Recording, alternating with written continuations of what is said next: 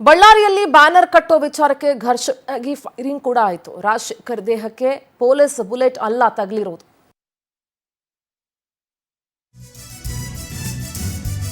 ಬಳ್ಳಾರಿಯಲ್ಲಿ ಬ್ಯಾನರ್ ಕಟ್ಟುವ ವಿಚಾರಕ್ಕೆ ಘರ್ಷಣೆಯಾಗಿ ಫೈರಿಂಗ್ ಆಗಿದೆ. ರಾಜಶೇಖರ್ ದೇಹಕ್ಕೆ ತಗಲಿರೋದು ಪೊಲೀಸ್ ಬುಲೆಟ್ ಅಲ್ಲ, ಖಾಸಗಿ ರಿವಾಲ್ವರ್ನಿಂದ ರಾಜಶೇಖರ್ ದೇಹಕ್ಕೆ ಗುಂಡು ತಗಲಿದೆ. ಪೊಲೀಸರು ಫೈರಿಂಗ್ ಮಾಡಿದಾಗ ತಗಲಿರುವಂತಹ ಬುಲೆಟ್ ಅಲ್ಲ ಅದು. ಬಳ್ಳಾರಿಯಲ್ಲಿ ಉಸ್ತುವಾರಿ ಎಸ್ಪಿ ರಂಜಿತ್ ಬಂಡಾರ್ ಮಾಹಿತಿ ಕೊಟ್ಟಿದ್ದಾರೆ. ನಿನ್ನೆ ಸಂಘರ್ಷದ ವೇಳೆ ರಾಜಶೇಖರ್ ಎಂಬಾತ ಮೃತಪಟ್ಟಿದ್ದಾನೆ. ಅದು ಖಾಸಗಿಯವರ ರಿವಾಲ್ವರ್ನಿಂದ ಹಾರಿರುವಂತಹ ಗುಂಡು, ಅದರಿಂದನೇ ಸಾವನ್ನಪ್ಪಿರೋದು. ಫೈರಿಂಗ್ ಮಾಡಿದ ಯಾರು ಅನ್ನೋದ್ರ ಬಗ್ಗೆ ತನಿಖೆ ನಡೀತಾ ಇದೆ. ಇದ್ರ ಬಗ್ಗೆ ಮಾಹಿತಿಯನ್ನ ಸಂಗ್ರಹಿಸಿದ್ದು ತನಿಖೆಯನ್ನ ಮುಂದುವರಿಸ್ತಾ ಇದ್ದೀವಿ. ಬಳ್ಳಾರಿಯಲ್ಲಿ ಉಸ್ತುವಾರಿ ಎಸ್ಪಿ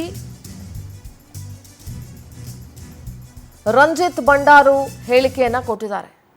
ನೋಡಿ, ಈ ಘಟನೆ ನಡೀತಲ್ಲ, ಬ್ಯಾನರ್ ಕಟ್ಟೋ ವಿಚಾರಕ್ಕೆ ಗಲಾಟೆ ಮತ್ತು ಸಂಘರ್ಷ ನಡೆದು ಮಿಸ್ಫೈರಿಂಗ್ ಆಗಿದೆಯಲ್ಲ, ರಾಜಶೇಖರ್ ದೇಹಕ್ಕೆ ತಗಲಿರೋದು ಪೊಲೀಸರು ಹಾರಿಸಿರೋ ಗುಂಡಲ್ಲ, ಖಾಸಗಿ ರಿವಾಲ್ವರ್ನಿಂದ ಹಾರಿಸಿರುವಂಥ ಗುಂಡು ಅನ್ನೋದು ಬಹಳ ಸ್ಪಷ್ಟವಾಗಿದೆ.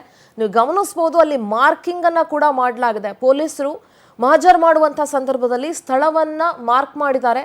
ಚಪ್ಪಲಿ ಹೆಂಗೆ ಬಿದ್ದಿದೆ ನೋಡ್ತಾ ಇದ್ದೀರಿ ನೀವು. ಸ್ಥಳಗಳನ್ನ ಒಂದೊಂದು ಅಕ್ಷರಗಳಲ್ಲಿ ಮಾರ್ಕ್ ಮಾಡಿದ್ದಾರೆ. ಕೋಡಿಂಗ್ ಅನ್ನ ಕೊಟ್ಟು ಮಾರ್ಕ್ ಮಾಡಲಾಗಿದೆ. ಅದನ್ನ ಅಲ್ಲಿ ಚಲ್ಲಾಪಿಲ್ಲಿಯಾಗಿ ಬಿದ್ದಿರುವಂತಹ ವಸ್ತುಗಳು ಹೇಳ್ತಾ ಇದ್ದಾವೆ ಯಾವ ರೀತಿ ಘಟನೆ ನಡೆದಿತ್ತು, ಆ ಘಟನೆಯ ತೀವ್ರತೆ ಎಷ್ಟಿತ್ತು ಅಂತ ಹೇಳಿ. ಘಟನೆ ಸಂಬಂಧ ಶಾಸಕ ಭರತ್ ಬೆಂಬಲಿಗರಿಂದ 4 ದೂರು ದಾಖಲಾಗಿದೆ. ಈ ಪ್ರಕರಣ ಸಂಬಂಧ ಶಾಸಕ ಭರತ್ ರೆಡ್ಡಿ ಬೆಂಬಲಿಗರು 4 ದೂರುಗಳನ್ನು ದಾಖಲಿಸಿದ್ದಾರೆ. ಈ ಬಗ್ಗೆ ಪೊಲೀಸರು ಸ್ವಯಂ ಪ್ರೇರಿತ ದೂರು ಕೂಡ ದಾಖಲಿಸಿಕೊಂಡಿದ್ದಾರೆ, ಅಂದ್ರೆ ಸುಮೋಟೋ ಕೂಡ ದಾಖಲಿಸಿಕೊಂಡಿದ್ದಾರೆ. ಬಳ್ಳಾರಿಯಲ್ಲಿ ಉಸ್ತುವಾರಿ ಎಸ್ಪಿ ರಂಜಿತ್ ಈ ಬಗ್ಗೆ ಮಾಹಿತಿಯನ್ನ ನೀಡಿದ್ದಾರೆ.